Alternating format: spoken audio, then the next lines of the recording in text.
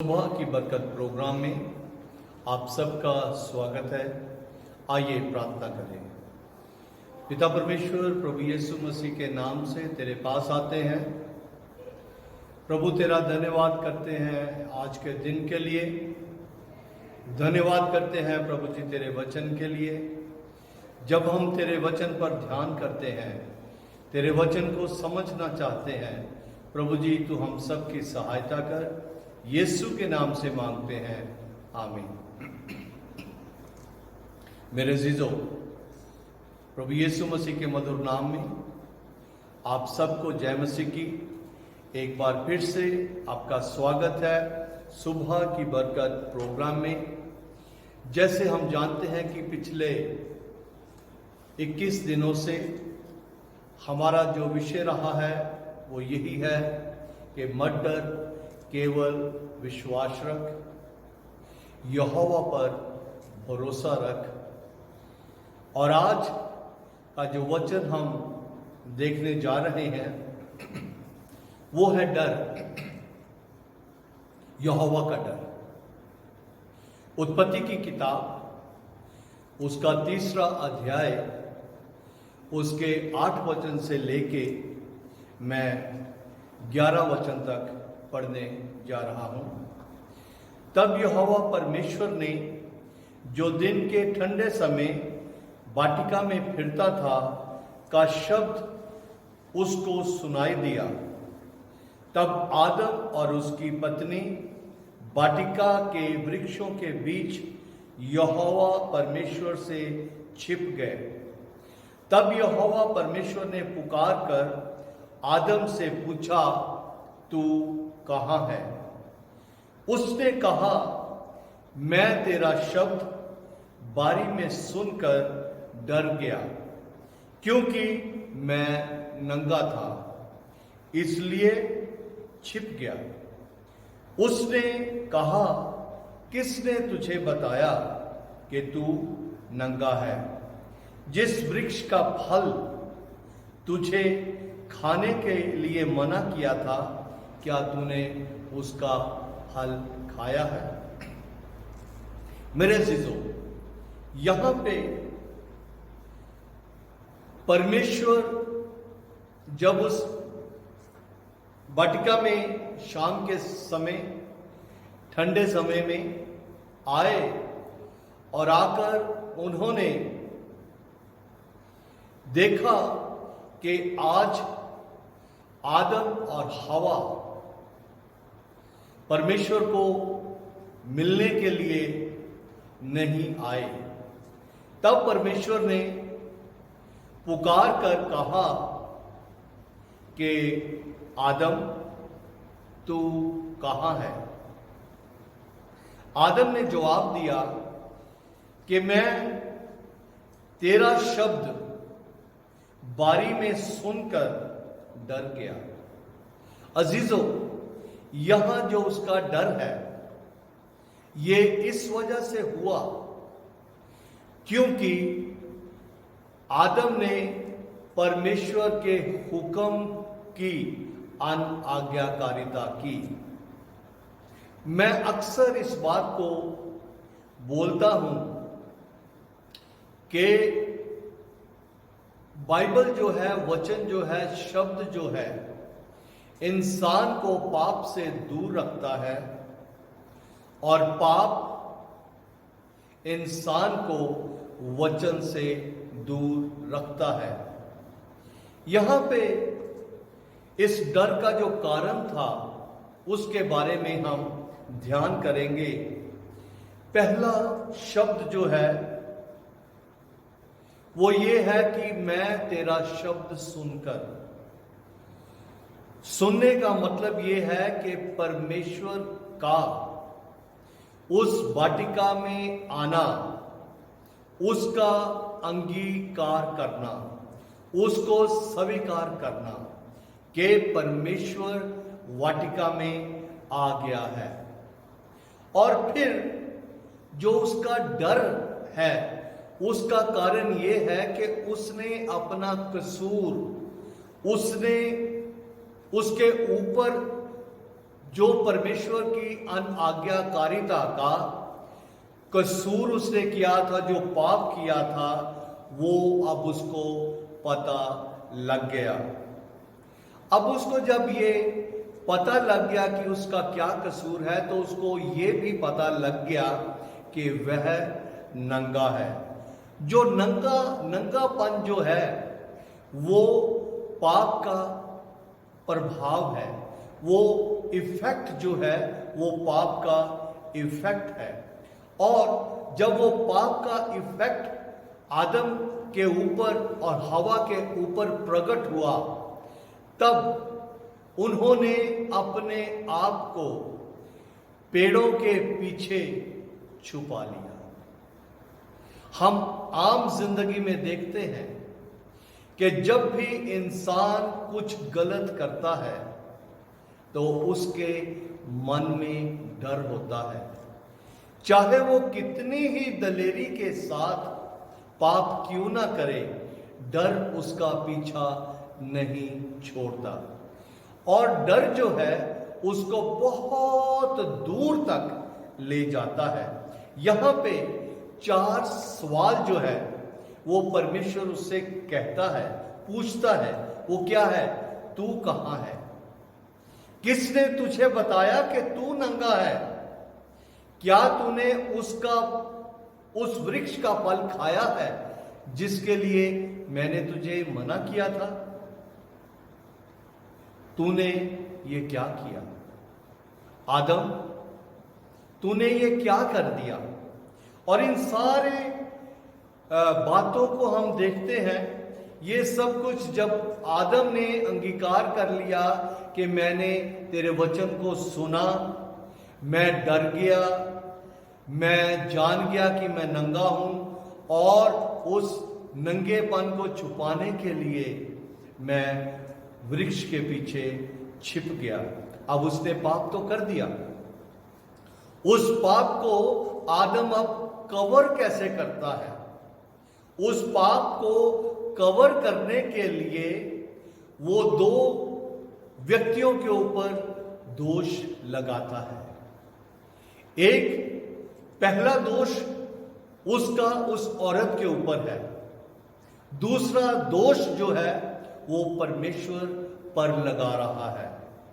वो ये दोष लगाता है कि जिस स्त्री को तूने मेरे संग, जिस स्त्री को, औरत के ऊपर ब्लेम तूने, परमेश्वर के ऊपर ब्लेम तूने मेरे संग रहने के लिए मुझे दिया है, उसने खाया है। मेरे अजीजों, पाप जो है वो किसी भी रीति से इंसान को किसी भी बहाने के अंदर छिपकर बचने का अवसर नहीं देता। अगर हम अय्यूब की किताब उसका 31 अध्याय और उसके 33 वचन को पढ़े, यहां पे अय्यूब इस बात को कहता है, यदि मैंने आदम के समान अपना पाप छिपाकर अपने अधर्म को ढांप लिया हो, वो सारी विपत्तियों को देखकर अब अय्यूब इस बात को कह रहा है कि यदि मैं आदम के समान, आदम की तरह अपने पाप को ढांप कर, अच्छा होता कि आदम अपने गुनाह को, अपने अपराध को डायरेक्ट परमेश्वर के सामने मान लेता, तो वो ना तो उस स्त्री के ऊपर और ना परमेश्वर के ऊपर दोष लगाने का हयात कर सकता था। नीति वचन उसका 28 अध्याय और उसके 13 वचन को यदि हम देखें, वहां सुलेमान बादशाह इस तरीके से लिखता है, जो अपने अपराध छिपा रखता है उसका कार्य सफल नहीं होता। परंतु जो उनको मान लेता है और छोड़ भी देता है उस पर दया की जाएगी। अजीजों, इंसान बहुत बार अपने जब समस्या में पड़ जाता है, अपने पाप को, अपने कसूर को मान लेता है, लेकिन उसको छोड़ता नहीं है, उसको वो छोड़ता नहीं है। अगर वो अपने कसूर को मानकर उसको छोड़ दे तो उसके जीवन में बहुत बड़ी आशीष होती है। अब यहां पे एक और वचन जो बहुत ही गहरा है, ये हम देखते हैं कि परमेश्वर अपने बनाए हुए इंसान के लिए प्रभु यीशु मसीह अपने लहू से खरीदे हुए इंसान के लिए वचन में क्या कहता है। यहां पे हम देखते हैं पहला यूहन्ना उसका 3 अध्याय और उसके 8-9 वचन में हम इस तरीके से पढ़ते हैं। यूहन्ना लिखता है, जो कोई पाप करता है, जो कोई पाप करता है वह शैतान की ओर से है, क्योंकि शैतान आरंभ ही से पाप करता आया है। आरंभ ही से, जब आदम और हवा को परमेश्वर ने ये आज्ञा दे दी थी, उस वक्त तक हवा तैयार नहीं हुई थी, आदम ही था। आदम को परमेश्वर ने कहा था कि तू बिना खटके बाग के हर एक वृक्ष का फल खा सकता है, लेकिन भले या बुरे के ज्ञान के वृक्ष का फल तू ना खाना, जिस दिन तू खाएगा उसी दिन तू मर जाएगा। ये परमेश्वर का आदम को आदेश था, लेकिन फिर भी उसने उस परमेश्वर के आदेश को, उसके हुक्म को केवल और केवल शैतान के बहकावे में आकर,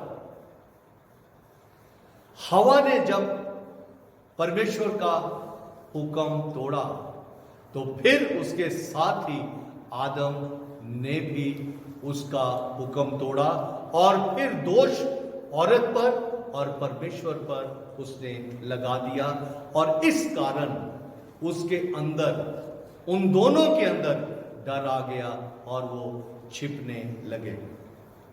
पहला यूहन्ना उसका 3 अध्याय उसके 8 वचन में हम देखते हैं कि जो कोई पाप करता है वह शैतान की ओर से है, क्योंकि शैतान आरंभ ही से पाप करता आया है। परमेश्वर का पुत्र इसलिए प्रकट हुआ कि शैतान के कामों का नाश करे। 9वां वचन ध्यान से सुने। हम जो यीशु के लोग कहलाते हैं, हम जो अपने आप को मसीही कहलवाते हैं, हम 9वें वचन के ऊपर परमेश्वर क्या दावा हमारे लिए करता है। जैसे पिछले दिनों में हमने सुना कि प्रभु यीशु मसीह ने कहा कि तुम पृथ्वी के नमक हो। यहां पहला यूहन्ना 3 अध्याय उसके 9 वचन में इस तरह से लिखा है, जो कोई परमेश्वर से जन्मा है, जो कोई परमेश्वर से जन्मा है वह पाप नहीं करता।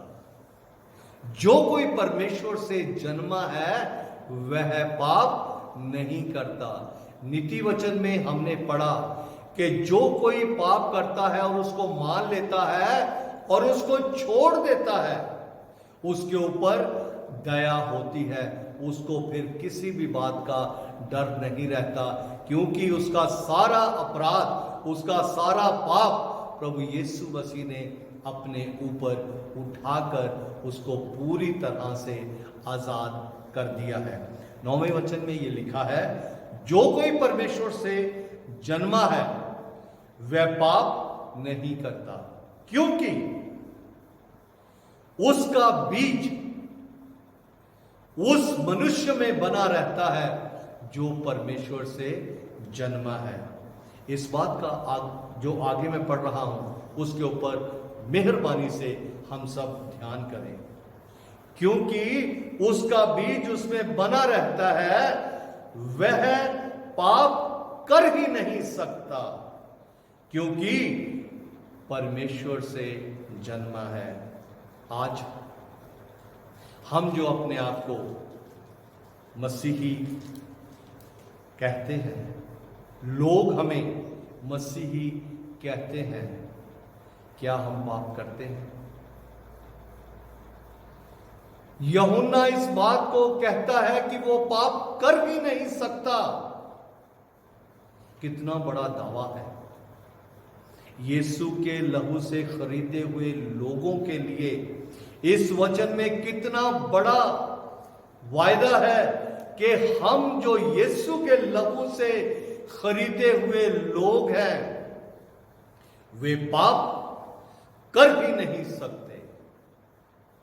अजीजों, फिर से मैं यही बात बताता हूं कि अगर हम मसीही लोग पाप से दूर रहना चाहते हैं तो इस परमेश्वर के वचन को अपने नजदीक लेके आना पड़ेगा। अगर हम किसी भी रीति से इस वचन को अपने नजदीक नहीं लेके आते तो शैतान हमें नहीं छोड़ेगा। परमेश्वर के वचन में ये लिखा है कि तूने जो मुझसे स्नेह किया है इसलिए मैं तुझे छुड़ाऊंगा। यूहन्ना की अंजील उसका 14 अध्याय 15 वचन में लिखा है, जो मुझसे प्रेम करते हैं वो मेरी आज्ञा को भी मानेंगे। अजीजों,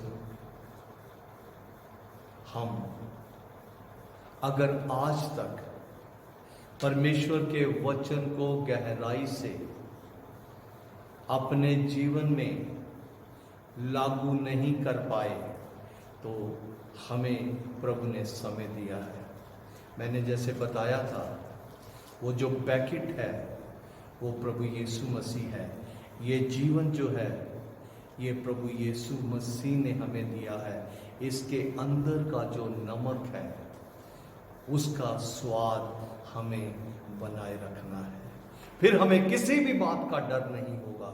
जब यीशु हमें पुकारेगा कि हे मेरे फला फला बच्चे तू कहां है, उसी वक्त वो बच्चा कहेगा हे प्रभु मैं यहां हूं। उसको छिपना नहीं पड़ेगा, उसको किसी भी तरह से किसी भी बात का डर नहीं होगा। आइए हम परमेश्वर के वचन से प्रेम करें, परमेश्वर के वचन में बने रहें। परेशानियां देख के यीशु के पास आने का कोई फायदा नहीं है। पिछले दिनों में मैं एक व्यक्ति से बात कर रहा था, मैं उससे ये कह रहा था कि वचन पढ़ें, वचन में बने रहें। तो वो इस कोरोना वायरस की वजह से मुझे उन्होंने जवाब दिया कि हर समय मेरे सामने बाइबल रहती है। बाइबल रहने का कोई भी अर्थ नहीं है, क्योंकि यूहन्ना की अंजील उसका 15 अध्याय 7 वचन में लिखा है, यदि मेरा वचन तुम में बना रहे और तुम मुझ में बने रहो।